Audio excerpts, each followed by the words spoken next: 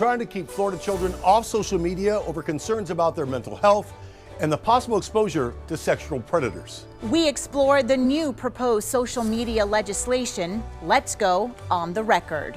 From WPBF 25, this is On the Record with Todd McDermott and Nathalie Pozo. Good morning. Earlier this month, Florida lawmakers in Tallahassee closed out the 2024 legislative session by passing a second version of a ban on minors using social media. The final legislation keeps children under age 13 off of possibly the most popular social media platforms and requires parental consent for 15 and 14-year-olds. State lawmakers' first version of that ban for anyone under 16 was vetoed by the governor, who questioned whether it could withstand a challenge legally on constitutional grounds. A bipartisan group of legislators believes keeping kids off social media will help protect their mental health and keep online predators away from children. State Senator Erin Grall of Vero Beach sponsored that bill. We have to do something, and we can't stand by any longer and allow them, these companies, to own our children with this terrible content. This is a well-intentioned bill, but we cannot teach people how to be parents. And joining me now to go on the record this morning about social media and mental health is psychologist Dr. Terry Lyles. Doctor, thanks for being here. Thank you. If the governor signs this, as many people expect him to, because it was revised after his original veto, what can the impact be on mental health? I mean, we talk about cyberbullying, we've talked about sexual predators, body image, all affected by social media. What kind of positive impact can there be? Well, I think the positive side is, regulating the internet for all of us is really important. I mean, whether you're driving in a car, it's scary just to look next door to you, in a car at a stoplight. Most people are looking down, which we know they're watching their phones. Yep. Young people especially, their image and mental health imagery comes from what they see online about themselves or about others. So it's an ongoing process. I think the challenge with this is, how do you regulate and legislate morality, if you will? Like, what's best for my child? And it comes back to parenting. And I think that's where it always goes back to, is the parenting style and the regulation that the parent needs to put on their young students and persons in their homes to say, what are you watching? How long are you on there?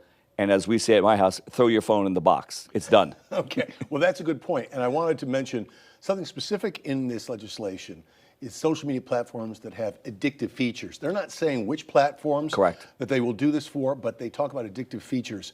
And that is truly an issue for all of us, especially for kids. Yes, mostly the games now that are used, they have platforms built in to get extra points by just stay clicking, and you just click, click, click. It's keeping you active. So what they're doing is they're processing and watching your activity, and you can even set up things now in those games where you can keep clicking and drop your phone or your iPad, and it keeps playing. But what it's doing is it's monetizing that for their platform. So there's a lot of psychological things that are happening from the business side on the back end, but what it does to our young people is it's training them to just stay focused. We've created a technological ADD, an attention deficit disorder, because we're so locked in. If we're not dialed into that factor, whatever that is, a pad, a phone, they become distractible very simply and very quickly, which is really alarming. And these algorithms really do pinpoint what can keep people, especially children in this case, clicking, and they adapt. And as a psychologist, does that frighten you? Absolutely. And as a parent? Both, yes, because anytime you're dialed in and focused that much and that long, and I mean, I think the average young person now is spending 6 to 8 hours online, depending on how much they're doing what they do. And you think about it, that's a work day. And it may be 20 minutes here, a half an hour there. But, in our neighborhoods, you watch young people walking back home from the bus and school, and they're all looking down. Right. Which is also another scary thing, because psychologically, physiologically, putting your head from this position to this position creates a depressive mentality and physiology. Because depressed people don't walk around like this. Right. They walk around like this. So we've created this mantra because of technology that's doing a lot of things that in the techno-stress study world that we're all looking at now, we don't really know what it's doing, but we're starting to see the effects of this after almost a decade of this. If we see this ban become the law in Florida, which people, when it comes to children, might be impacted the most by the ban on this, either positively or negatively? I think the positive side, it will potentially put more pressure on the parents and the communities to pay attention. And I'm sure that's probably what the governor is probably trying to focus on. I mean, he has young children himself. You can't ban something that is regulated in a home, but you can influence that by regulation and legislation like this. I think that's a positive side. I think the negative side is it may not work because parents are going to keep doing what they do. I mean, if you have two parents that are working, they're busy, and with young children, I mean, what scares me the most are the youngest of children. They get their parents' phone. It's a babysitter. But what are they being told? What are they seeing? The imagery that they're seeing, the messaging that's there, and the corporate world that's involved in these social networking gaming sites are making millions and millions of dollars because of advertising space, because of these clicks and because of these views, and the TikToks of the world. Well, let me address that and go beyond a ban on younger children, on minors, social media in general, the addictive nature. How can anyone out there protect their own mental health when it comes to social media use? What should we be looking for, and how can we protect ourselves? At any age, especially as we get older, it's, you know what, just regulate it. Like, I have no alerts on my phone. I don't know when I get an email. I don't know when I get a text. Oh, you're a brave man. I don't know when social media hits me. You know why? Because I'll go there and look when I have the time. I'm in control of my devices. I don't want to be controlled by them. So I think the first step is realizing that we have to take control over our own mental health, over our own psychology, over our own physiology. It's like going to the gym or drinking enough water during the day or eating a healthy meal. Who's going to regulate that if we don't? I have one other quick question for you, and that is there a positive we can talk about when it comes to social media use? I mean, it does get a lot of negative review. Yes. That's what people talk about, but are there positives? Absolutely. I mean, I love the whole internet piece. I mean, I haven't used a Rand McNally nap in a long time, you know, and I navigate every day. You just pop it in. I don't have to think. You know, you can search anything. You can just speak into your phone. Hey, what does this mean? Listen, the Mayan Indians were doing this in 1500 BC. I mean, they looked up at the sky, studying the stars, and they called the stars and constellation a web of connection. WWW, World Wide Web. And there's no nothing iPhones. new here. No iPhones for the Mayans either. Yeah, no, but we probably got it from them. You know what I'm saying? So yeah, there's a lot of good things that become out of technology is good and bad. Like anything, health can be good or bad. Stress can be good or bad. You know, you can OD on water. You know, it's all about regulation. So understanding that we have to regulate our mind-body health and how much exposure we take in and we push out, and then monitor our young people and our spouses and our neighbors in the same way. But at the end of the day, you're not going to stop technology. We're way past that part. So you might as well love it and hate it altogether. Just regulate it. All right, Dr. Terry Lyles, thanks so much for being here. You're welcome. Thank you. Really appreciate your insight. Yes, sir. Thank you. Well, coming up, my co-anchor, Natalie Pozo, will look in depth at the proposed restrictions in Florida in that social media bill. Sandra knows how important it is to be prepared for not only getting up in the morning, but also the steps we take throughout the day. Take a look at our future track hour by hour. Whether you're in Boca Raton or you're in Fort Pierce, things can change fast, and that's why she's looking ahead. She's going to let us know what our commute is going to look like, not only in the morning, but also in the evening. That's why we trust Sandra. For 11 years, she's made sure that the certified most accurate forecast that she gives is perfect and is ready for you to plan your day. When choosing between style, comfort, and performance, we chose all of the above. How we get there matters. Get exceptional offers at your local Audi dealer. In Florida, hurricanes are a part of life. That's why over 100,000 Floridians have made StormSmart a part of theirs. Our Category 5 storm catcher screens, shutters, and high-impact windows are designed to help protect your home from hurricane winds, rain, and airborne debris. In fact, StormSmart can protect every opening in your home. If you live in Florida, extreme weather is a part of life, but for year-round storm protection, you can count on StormSmart. Call 866-60-SMART today for your free in-home consultation. When a rookie stunt driver meets the trainer who thought he'd seen it all. Again. There's bound to be action. But this is no ordinary blockbuster. It's a Nissan sales event ad, so you better act fast. Don't miss your chance to drive away in a new Nissan. Let's roll. Hurry into the Nissan Thrill of the Drive sales event. Get a low $272 per month lease on Altima or get 0% financing for 36 months on select 2023 and 2024 vehicle trims.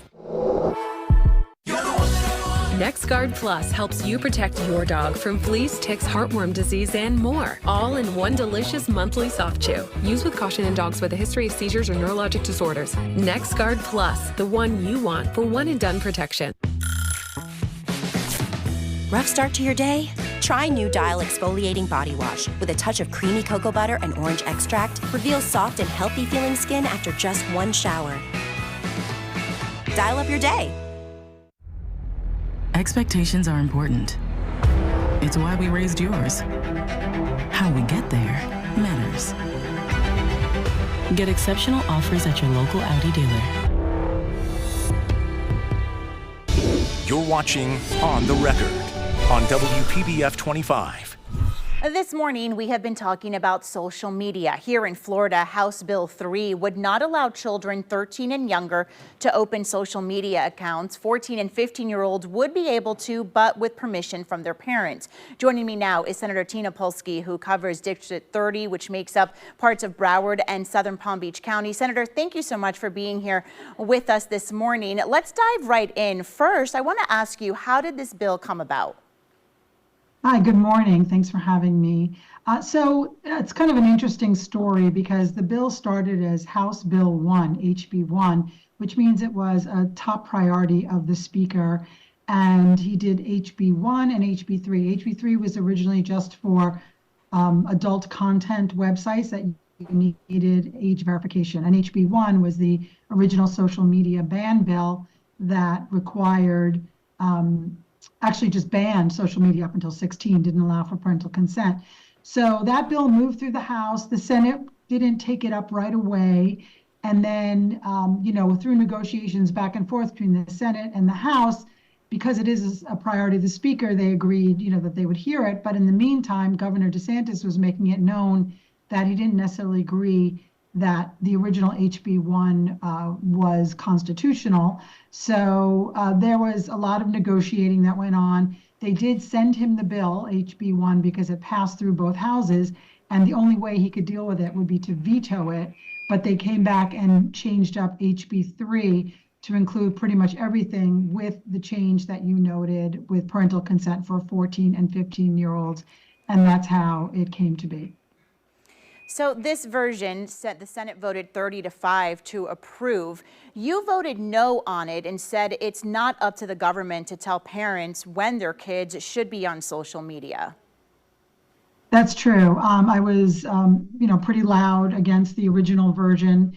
And while the second version is definitely better in that 14 and 15-year-olds can use those sites, I still think it's an arbitrary time to say, only 14. If you have parental consent, the parents should be able to make that decision for themselves. In the original bill, I had an amendment to allow an exception for those who use social media to further their career, whether it be a job, it could be as simple as dog walking, or it could be, a real job. There are many young people who work in social media and promote businesses of their own. Think about sports recruiting and theater auditions and all those things. A lot of it happens through social media. So to have a blanket ban, to me, didn't make any sense. And then I thought, while the compromise was better, I still thought it was arbitrary, and it's not the role of the government to tell me as a parent if my children can use social media. Senator, I want to talk a little bit about the First Amendment because federal courts have blocked enforcement of similar laws like this in Ohio and Arkansas. Do you think that Florida is next in that legal battle? I am sure that there will be a lawsuit brought by the social media companies. Maybe they'll wait until one of them gets sued or fined by the Attorney General, which is what the bill provides, or they'll just do it right away. Because, they are restricting the use of people's speech by the government telling these social media companies that who their customers can and can't be. You know, it's a tough legal argument. You could kind of talk about it on both sides. It's not a government entity.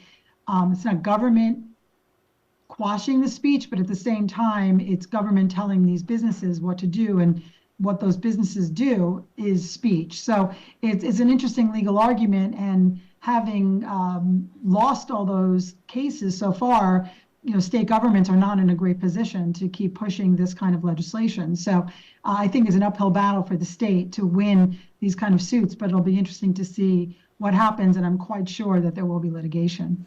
Senator, so if this moves forward, can you explain how this will work? I know a lot of people have wondered, how is this going to be enforced? How are you going to know if someone under the age of 13 is the person behind that account?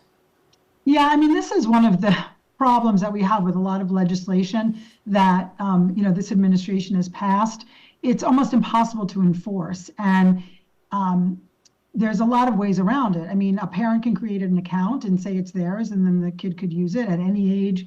The parents are not responsible if, you know, if there's a problem. It's, as I mentioned before, it's the social media companies that are the ones on the line. But, you know, we kept asking in questions on this bill, well, how do you verify the age? Well, there's kind of third-party software. Nobody could explain exactly how it's going to work. And that goes the same for adult websites that are going to require age verification. So no one really knows exactly how this is going to work. Is it going to be effective?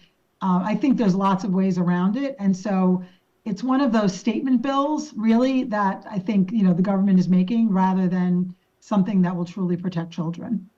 I guess we'll just have to wait and see. Senator Tina Polsky, thank you so much for your time this morning. You're welcome. Thank you. Coming up next, my co-anchor Todd McDermott talks to a teenager to get their point of view.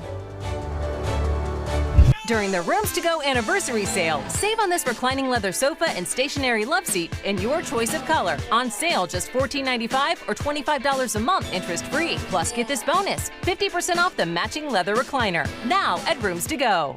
WPBF 25 First Warning Weather, certified most accurate for 11 years.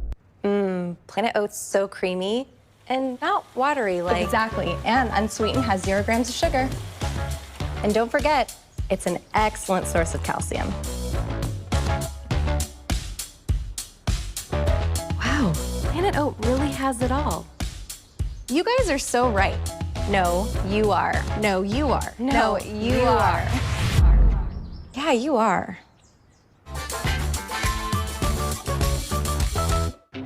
When a rookie stunt driver meets the trainer who thought he'd seen it all. Again. There's bound to be action. But this is no ordinary blockbuster. It's a Nissan sales event ad, so you better act fast. Don't miss your chance to drive away in a new Nissan. Let's roll. Hurry into the Nissan Thrill of the Drive sales event. Get a low $273 per month lease or get 1.9% APR financing for 60 months on the 2023 Nissan Rogue. I'm Jill Hazy. And I'm Erin Burns. We invite you to join us this Sunday for Total Retirement with Ernie Burns, where we'll discuss wealth management, estate planning, and more. Ernie was named 2022's Forbes Best In-State Security Professional. You don't want to miss it. There are a few places where you know you'll hear the truth, and this is one of them. With HealthSun Health Plans, life is a piece of cake with access to exclusive providers that take care of all my medical needs, and all under the same roof. It's like a Medicare makeover. With HealthSun, every year you can receive $1,978 back in your Social Security check, $600 for OTC items, and much more. Take it from me. I'm Mr. Sunshine. Call us today to learn more about our benefits. Schwarzkopf. Dare to tell your story with Keratin Blonde by Schwarzkopf. Lighten your hair up to 9 levels and protect it from breakage with our bond enforcing system. Let your hair tell your story. Schwarzkopf Keratin Blonde. What story will you tell? It's the Rooms to Go anniversary sale. Save on this 5-piece counter height dining set with 4 upholstered chairs. Just $9.88 or $17 a month interest free. Need more chairs? Get this bonus. Buy an extra matching chair, get one free. Now at Rooms to Go. Joining me now to give us a unique perspective is Niana Gordon, an 11th grader at Seminole Ridge High School. Thank you so much for lending your opinions to this. I have to start with what you think of regulating social media use by law for teenagers like yourself or younger than you. I think it's a little weird, especially when it's like age restrictions, like certain decisions that should be left up to like the parents. I think it's taking away certain rights that parents should have over their kids. Now tell me about your own situation. Can you recall when you started using social media or had an account? My mom wasn't too fond of it for when I was younger. How much younger? Like a few years ago. Okay. She's still not very, I don't post or anything, but yeah, I wasn't allowed to have it or anything, so. And now? Now I can use it, I just can't post or anything like that. Gotcha. I have to ask you, as the father of 2 young daughters younger than you, is there pressure to post and really participate on social media at your age? I think it depends on the environment that you're in. I think a lot of girls my age are very they feel the pressure to be very open with their lives and post everything and show certain things, but I don't really feel any pressure really. You don't feel the pressure? Mm-mm. But I didn't grow up like that either, dependent on social media either. Sure, and that's an interesting part of this is dependence on social media. Do you know of young women your age who kind of need that social media interaction? Yeah, a lot of, especially with their upbringing, they kind of seek validation from social media. It's very easy. And it's interesting that somebody, how old are you? 17. 17. So you would not be covered by this. You would have free to have a social media account. But can you see a need for regulation? As you said at the beginning, maybe it seems a little weird to have it be by law, and it should be a parental opportunity and responsibility. But at the same time, can you see a need? I see a need just for a different reason. I would see a need for regulating babies or just monitoring the people that respond. There's some really weird people out there, and I feel like it's focusing on the wrong thing. Instead of focusing on the people that do bad stuff, you're focusing on the kids that just are on the app minding their business. Now, to get a perspective from a teenager is unusual, especially it addresses kids who are just a little younger than you. Mm-hmm. In general, do you think that social media has a positive or can have a positive impact in terms of your interactions in general among teenagers? Can it have a positive reaction? Yeah, of course. I feel like just in general it is positive. There's definitely a bad side, but for the most part, it's a good thing. I don't get the vibe from you that you feel like you were missing out on anything by not posting. No, I don't. I'm really not. Does that put you in the minority, though, among your friends? No, I don't think they really care. It's not that big of a deal, I don't think. I mean, if you don't have it, there can be some sort of disconnect. I remember feeling that when I wasn't allowed to have it at all, but it's nothing detrimental to how I live or anything like that. Well, I have to tell you, your perspective is very, very valuable. I'm sure a lot of people are having their minds open to your own attitude towards this, and maybe even some young people your age. Maybe. All right, maybe. Diana Gordon, thank you for going on the record today. Thank you. All right. And we'll be right back. On the record, we'll continue. It's not just about the adrenaline rush. It's about transforming lives. Oh my God, she got it! I'm on a mission to help people rediscover themselves. Finding Adventure, a new season, stream for free only on Very Local. Watch Sandra Shaw on WPBF 25 News Mornings. Come on, Michael, come on. Catch the ball! Huddle up! Do you need to get your eyes checked?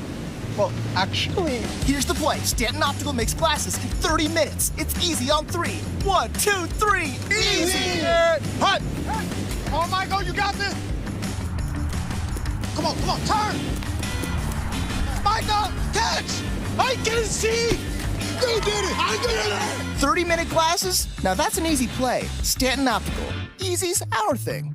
There's a lot of things in this world happening right now, and consumers like myself want some level of control. My name is Amy. I've been with FPL over 6 years. There's so many initiatives to help us continue to deliver clean, reliable, and safe energy to our customers. We've transitioned from foreign oil to natural gas, and we're moving responsibly towards solar, battery, and green hydrogen, and this will all ultimately bring savings to the customer. I know that FPL is looking at other ways to produce energy that down the line will reduce my bill, and the future is bright. Everyone is searching for the right fit, to blend community, a career-centered focus, and the opportunity to make a difference. Where friendships are formed, and students always come first.